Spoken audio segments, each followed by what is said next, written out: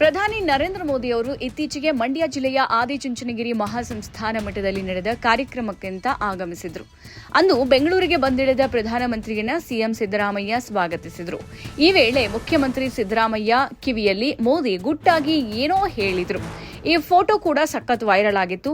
ಈ ಬಗ್ಗೆ ಮೈಸೂರಿನಲ್ಲಿ ಮಾತನಾಡಿದ ಸಿಎಂ ಸಿದ್ದರಾಮಯ್ಯ ಮೋದಿ ಗುಟ್ಟನ್ನ ರಟ್ಟು ಮಾಡಿದ್ದಾರೆ.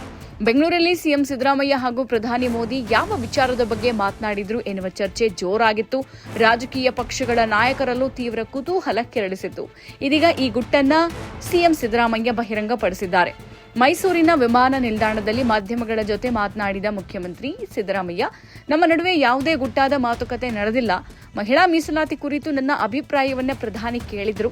ನಾನು ಮಹಿಳಾ ಮೀಸಲಾತಿ ಪರವಾಗಿದ್ದೀನಿ ಅಂತ ಹೇಳಿದೆ ಅಷ್ಟೇ ಅಂತ ಸ್ಪಷ್ಟಪಡಿಸಿದ್ರು.